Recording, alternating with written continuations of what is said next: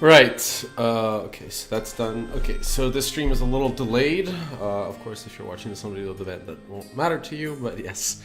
Yeah, essentially, yeah, New Year's Eve stream, so that's what happens. Internet's slow, and yeah. Yeah, so because the internet was slow today, I was looking to like start going into 1080p just to try it, but definitely not the right day for that. So, that's okay. We got Affinity, so we're gonna start the new year with a robot overlords. Overlords, sorry. But yeah. Affinity is like, basically at this point, I'm pretty sure the oldest deck in Modern. In the sense that it hasn't really been affected by any ban, because I'm pretty sure, I think the artifact lands were banned before the format was even started. So I think like pretty much all the cards in Affinity like are as is. There wasn't like, the deck has like printed new cards, but it hasn't fundamentally changed since the start of the format. So yeah, Mox Opal is really the card like pushes why this deck exists. So that is insane. Like any hand with like Mox Opal is going to be way better than a hand without. It's just a like totally unreal card if you can activate it. Like whenever I play against an artifact based deck and they go Mox Opal on turn 1, I'm just like, oh come on, because you know you're like so super far behind. This is like, I'd say Mox Opal is like the reason that this deck is a force to be reckoned with.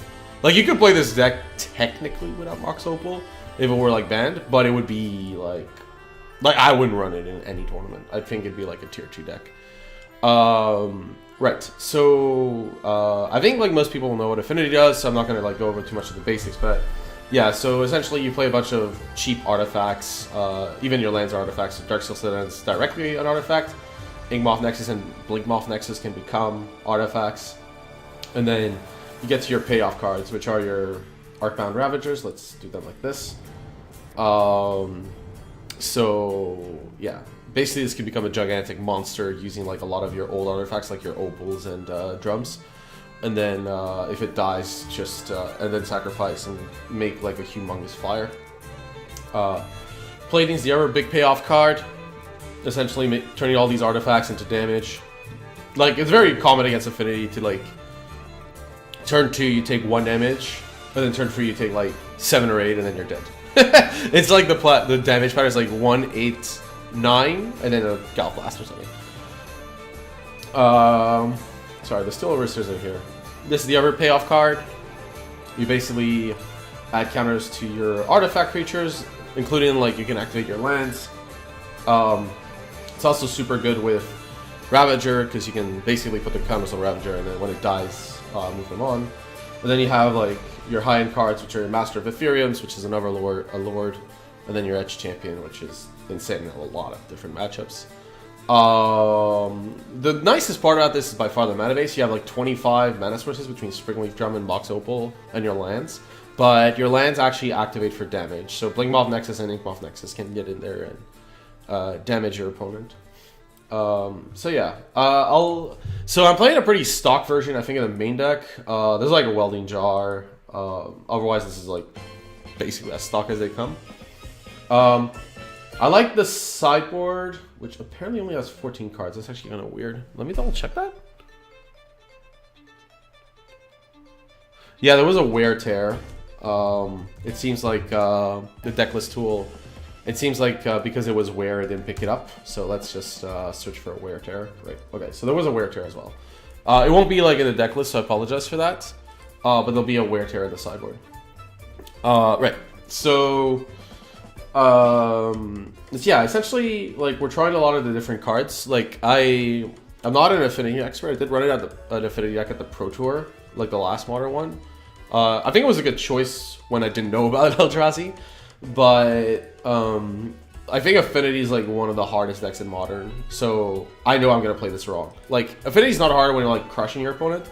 It's hard to know like every point of damage can count. every permanent and the way you play them does count, and you have to also sometimes consider when to go all in versus not, and at what time and in which steps. So those things make it really hard.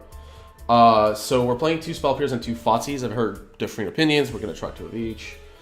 This is a list at 5-0 on Moto, and I changed like the Thoughtcast for God Blasts, but I really like the sideboard because it was, in my view, the sideboard had a lot of 1 and 2 outs to try out, which is great. So you play a Dispatch. Silence, I'm not sure, but I guess it's a good answer to Storm. I don't think this card is going to be good, but we can try it out. I mean, compared to like Rule of Law, for example. Right. It is okay against some decks, but yeah. Right.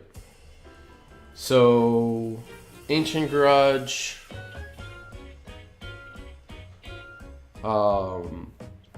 Just a very powerful card. In like the Mirror or against Lantern, the 1-off Blood Moon. Blood Moon is actually not that great in Affinity.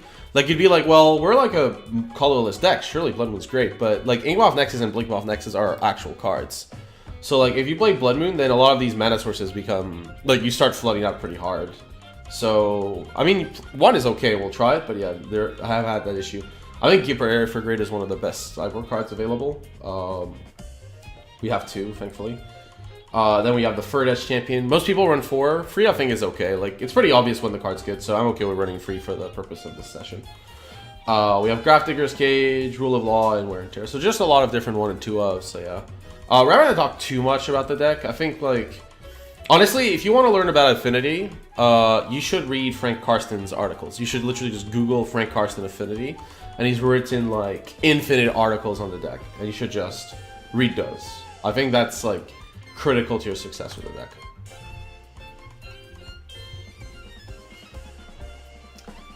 I need to like figure out when the league ends because it closes. Okay, it closes on the 15th of January. I just realized like a while back that I might have to delay. Oh, it's okay. Like, because yeah, I've basically done a delay on my schedule to account for the pre-release. So Friday is like my last non-Rivals of Ixalan modern stream. And then we play the next one like after. So it's all good. Cool.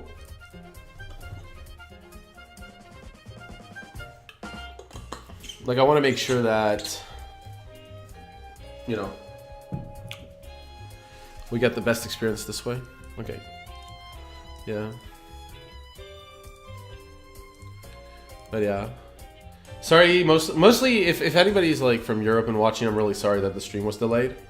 I think from North America it's okay, but like from Europe, I know that like most of you will have to go back to work tomorrow, so I'm sorry that like the stream was delayed a bit and you might not enjoy as much. The Mana Traders had a small technical glitch that just timed poorly. Yeah, it's what it is. It's fine. Yeah. I think tomorrow I'm also gonna start doing vodcasts before the stream, so people have something to watch. So I'll try to time the vodcast so that like at the end of the vodcast, like the live video starts. Okay. Would like to play first, yes. I did say Mox Opal hands were very good, but this is like the Limitus test. Like how good is Mox Opal basically? I mean. So like this hand, like you have Darksteel Citadel, Mox Opal, Ornithopter, so we can go turn 1 Steel Overseer. But then we have nothing else. So this hand is, but this hand is so explosive, and we don't need to draw match. I think this is like a keep, but it's a pretty close one. It's mostly a keep because we can go turn 1 Overseer on the play. I think on the draw this would be way too risky against removal. So Citadel, Opal, Ornithopter, Overseer, and we hope our opponent doesn't have turn 1 removal. And then we draw well. Definitely a risky keep, though.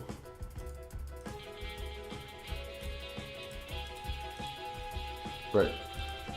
The second Opal could be good later. But yeah. We have like more than enough mana. Swamp. As long as this isn't Fatal Push, we're okay. A for Vile. Is this the Eldrazi deck? Because I don't see another deck with File. We need to draw like a creature or... Yeah, Mountain is like the nut low. I think this is actually the actual worst card in the deck at this point, since all the lands at least do something. I'm gonna play Citadel. We're gonna pump the creatures and I'll attack Ornithopter. Yeah, the Mountain there's... Yeah. Depending when comes out, we might still be ahead. This usually symbolizes that they have Ghost Quarters in their deck. Because Swamp Ape for Vial is a pretty uncommon... Yeah, okay, they're on the Black-White Eldrazi deck. The Vials. This is bad for Overseer because they normally run what's it called, a Flicker Wisp.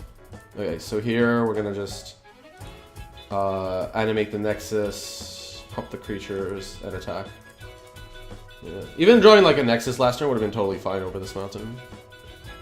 Like yeah, because they normally run Ghost Quarters and stuff, so we can't even like it's so bad. Like we can't even get a basic on a Path to Exile. Right, so our opponent Falias, that's totally fine. We have like mana for days. So they don't have Tide Hollow Scholar because they probably would have done it draw step. So since that's the case, I'm just gonna animate this. They're gonna have access to display. They didn't play a land, so that's actually a good sign. Because that means they probably don't have access to Displacer. Right, and then I'll attack with both of these. Yeah, this hand is pretty slow. Maybe I should... I don't know, like... I think the hand was explosive enough that it was worth keeping, but yeah, it was closer than it should have been, yeah. So we play our drum here. No reason not to, really. Okay, Vial. Dark Confidant would be the most sensible... Yeah, okay. That makes sense. It makes sense that like the two from this was Dark Confidant because like they didn't have Tide Hollow. Concealed Courtyard, that's actually super bad for us because our opponent takes no damage in any other land. At least it's not a colorless land, so we don't have to worry about Displacer. But we might have to worry about Flicker Wisp here. Flicker Wisp is actually super good in this position.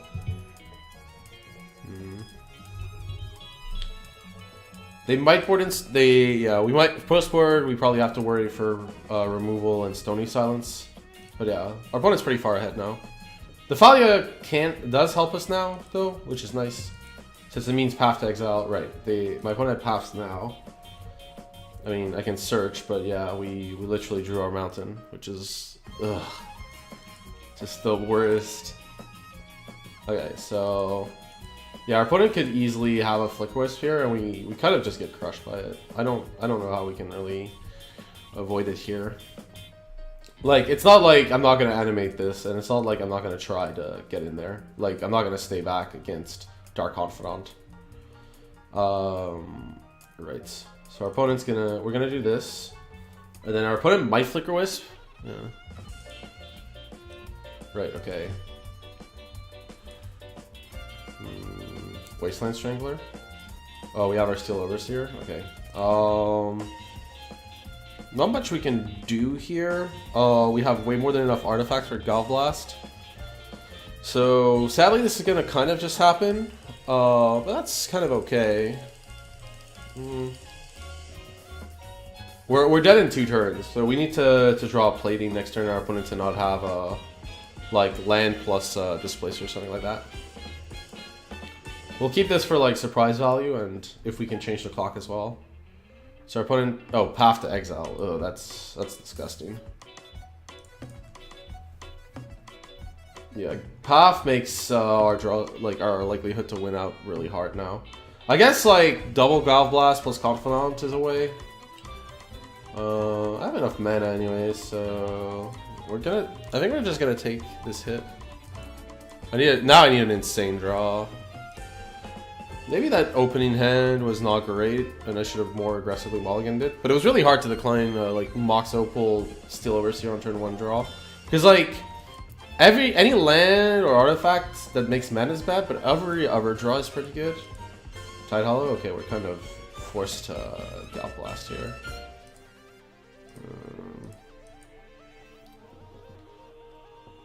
If we draw a creature, we can still block, so... Yeah. Although, whoa, did our opponent just... If they don't have a land, this is going to deal free damage. Because they have Thalia. Oh, draw step our Ornithopter? Yeah, that's fine.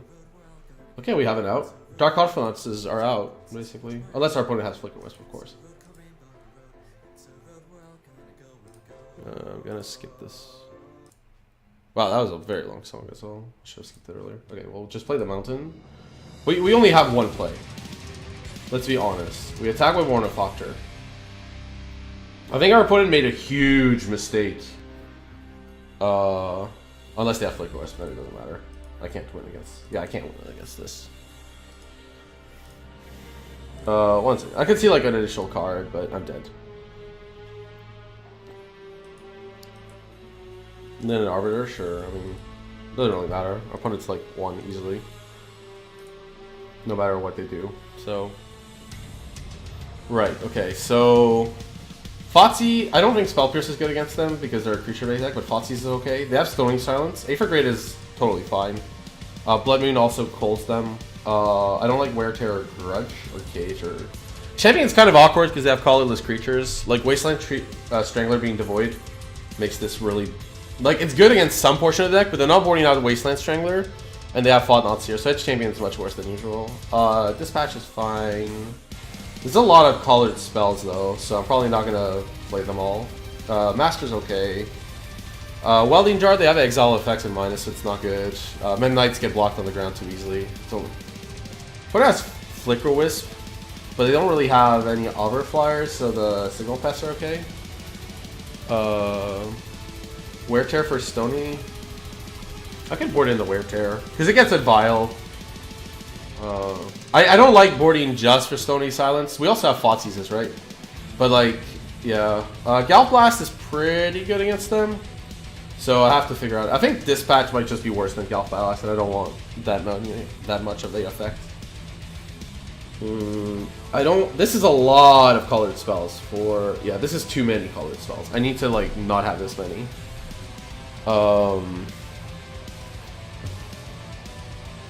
Yeah. They have Vial, so it's fine. It hits Scholar too. That is a good point. Actually, no, Grudge is not good enough for that reason. Like Grudge could be okay, but I'm already boarding in all these like cards. Blood Moon is meh. If they don't have Vial, Blood Moon is actually insane against them, because they have a bunch of like. Remember, we have Mox Opal. It's not actually that bad. We're also on the play, which makes this better. Like, Blood Moon's actually pretty good if they don't have Vial. If they have Vial, we can also Fotsy's them, like, turn one. I think on the board, post board, you're right. It's a lot of free drops. What do I not want?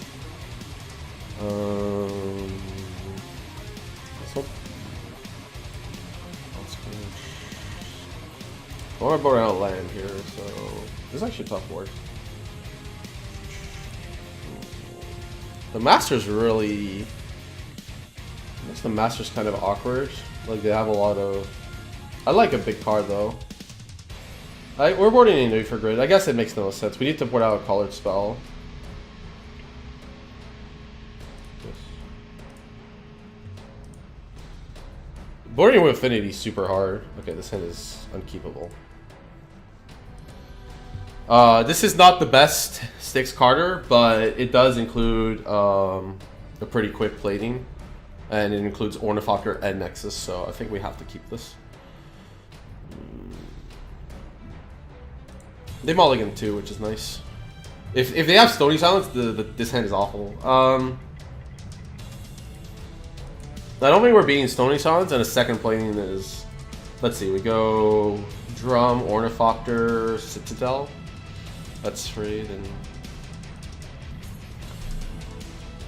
I can equip the plating.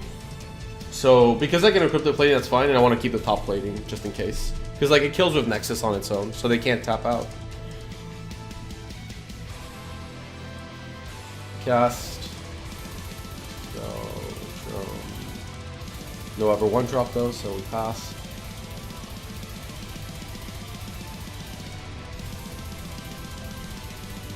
They could path the Ornithopter, that'd be weird, though.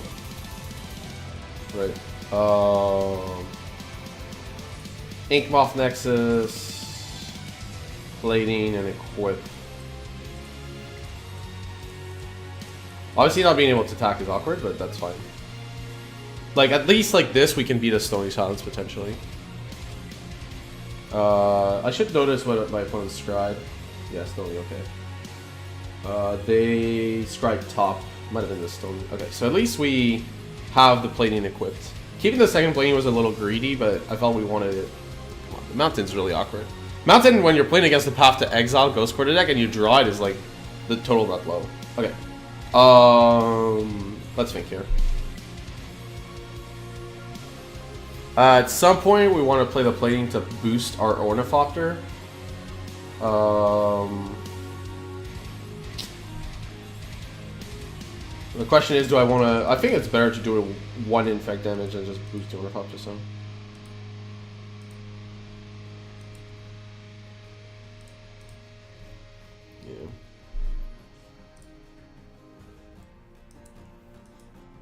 Yeah, like what I mean is like my opponent plays a deck that has Ghost Quarter and Path to Exile, so drawing the Mountain's really bad because they're playing so many cards to. Man, that Wear Tear. It's kind of a dagger right now. We have.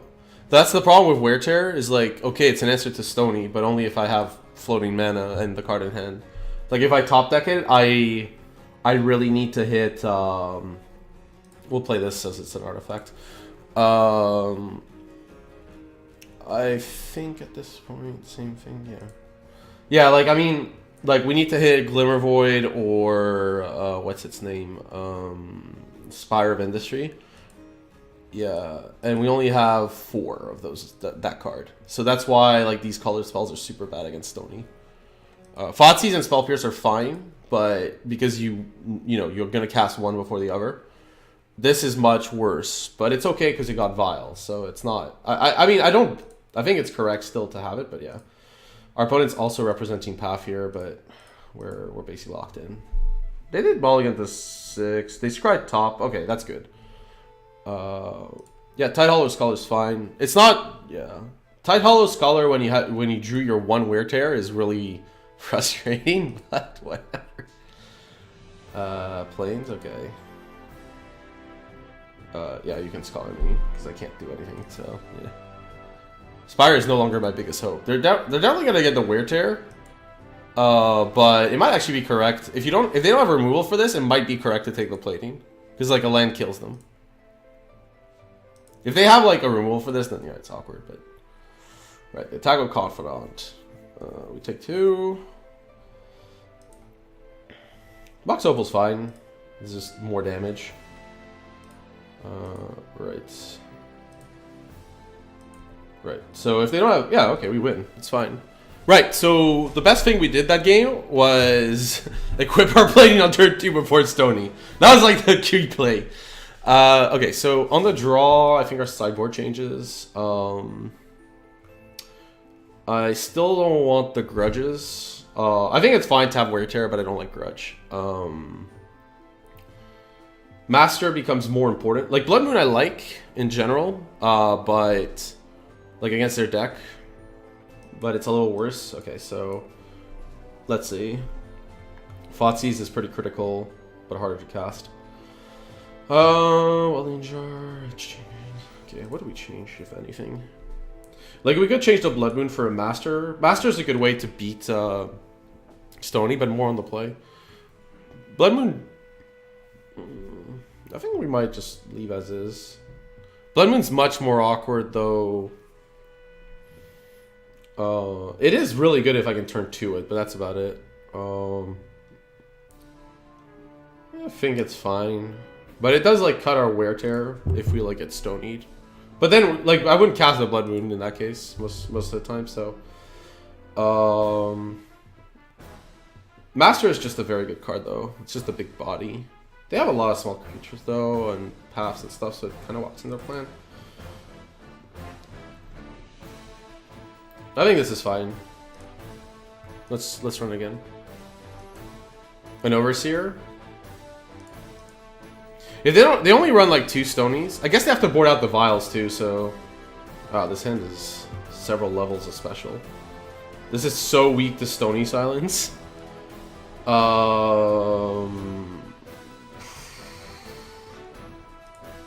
Wow. Wow, this hand is special.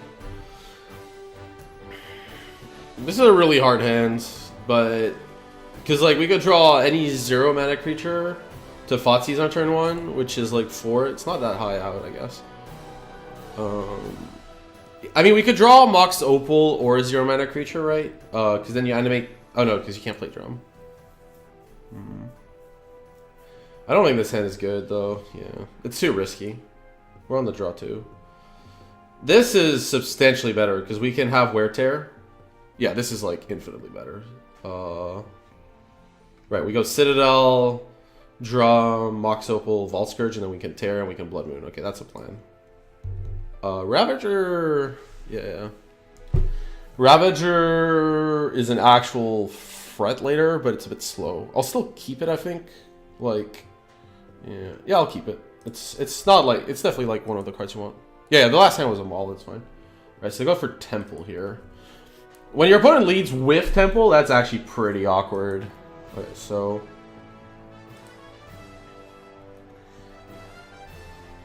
this is actually a really tough turn, because I mean, I could go turn 1 Ravager, I think. Maybe, no, I can't.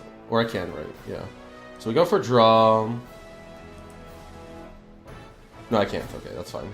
If I could have. Right. And then we ship. Our plan is to Wear Tear. They probably, they could have Thought-Knots here. Okay, they don't have it. That's fine. Okay. And here I'm definitely Blood Mooning. There's not even like a question. Because like it stops Stony Silence hard, and this is like the best turn to do it. Yeah, and I need to do it with this creature. This is definitely a Blood Moon. Yeah. Opponent could have like an answer to this, but they have it. Okay, they don't have it. Cool. Yeah, this is why Moon. I played this Black White Eldrazi deck, and Moon hurt me a lot, so I know that Moon's good. Yeah, we just win on it. What the? Whoa, this bugged. Because like we just won that league match, and okay, what happened here? Because we won the league match, that much is certain. Because it said win the match. And then we came back to the competitive modern, and it's a 0-0. Okay, we're gonna just... It's fine. We're gonna reload it. None of this is an issue. Okay, we're gonna reload MTGO. MTGO features. Yeah, Affinity combo kill. Blood Moon turn 2. That's the combo kill. But what was actually super powerful there was, even if we could have, with that hand, we could have beaten Stony Silence and then Blood Moon, which is insane, actually. Right, whatever. MTGO bugs, it's fine. I'm gonna update the score, because although MTGO doesn't want to recognize our win, we know we won the match. Yeah. What the hell? Okay, this is not acceptable. I've never seen this bug. This is the first time I've ever seen or heard of this bug. This is not, it's not acceptable that we win the match and we are 0-0. That is not acceptable. Oh my god, what just happened? Oh, it says I have 0 trophies. Okay, it's just not loading. It's just not finished loading, most likely. Oh, it has. It's clearly I've joined the league. What the hell? Does everybody know anything about this bug? I'm gonna like contact support while this loads, just in case. Show the support. Oh! Oh, it's not just me. Everybody's having an issue with the league. Oh, God!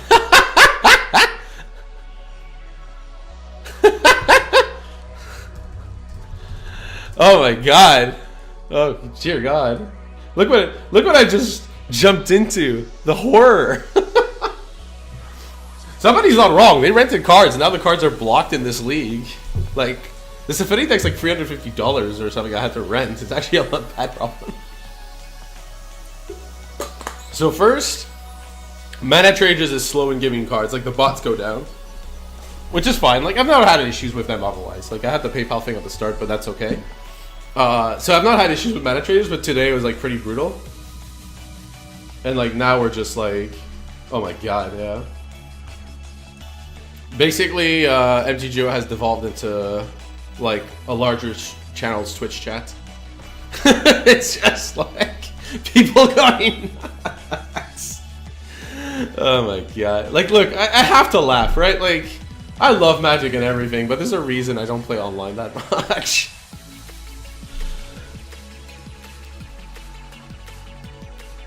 If that win doesn't count, that's just, like, the biggest dagger.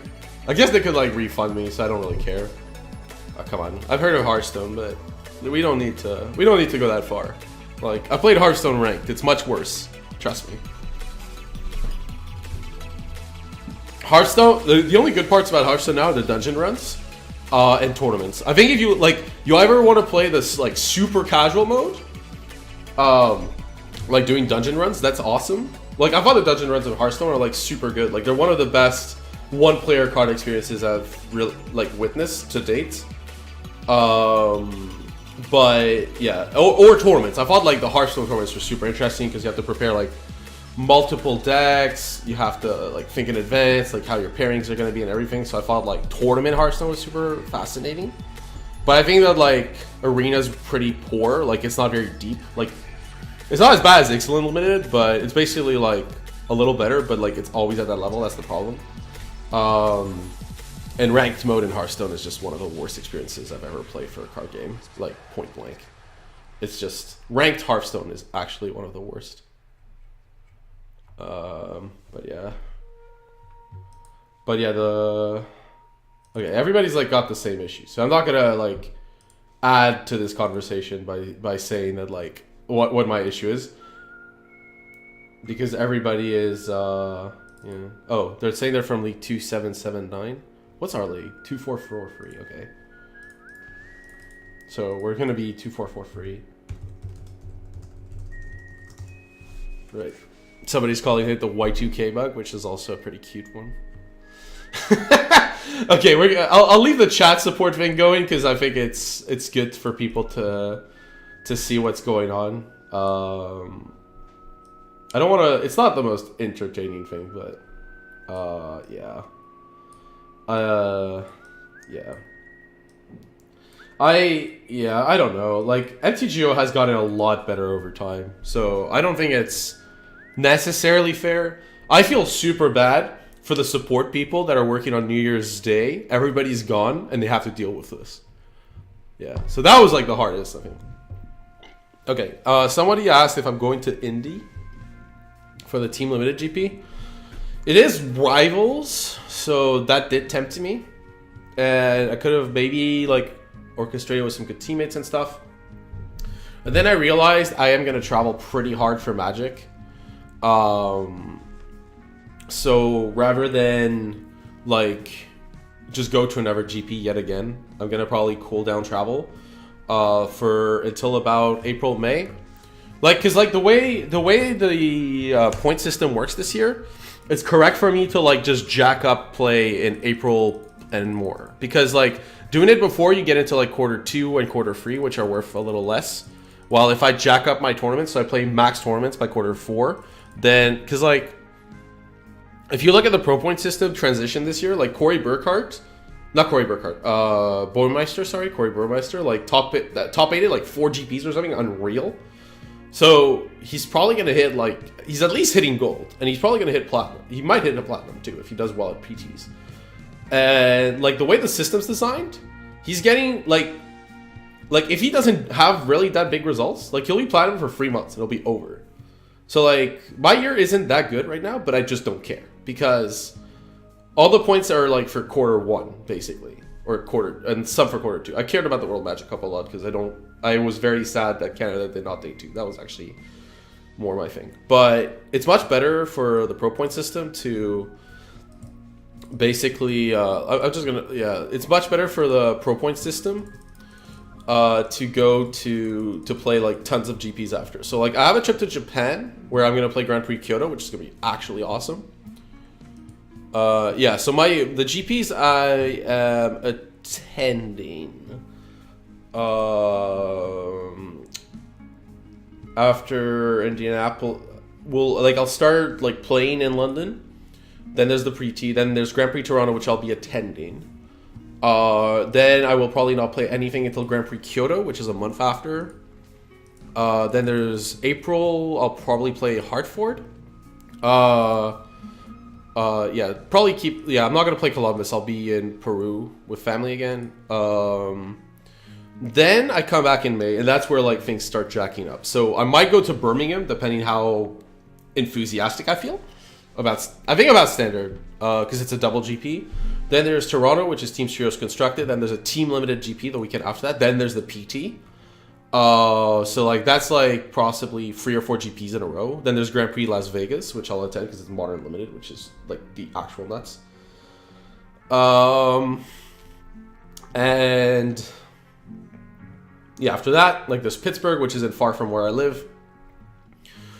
And that's kind of like the big thing. Like after that, you have after that, like basically that'll be the GPs. But yeah, there's like Minneapolis and the Pro Tour as well after that. So, but like to give you an idea, I could do as many as 1, 2, 3, 4 weekends in a row. A break for Vegas, 6, 5, 5, 6.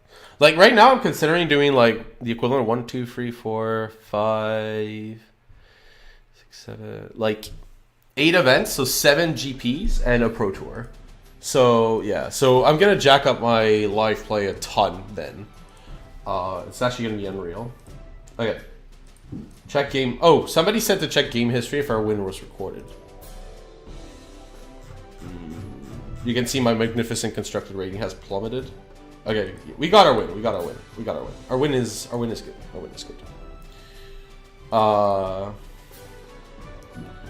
Right. So, right.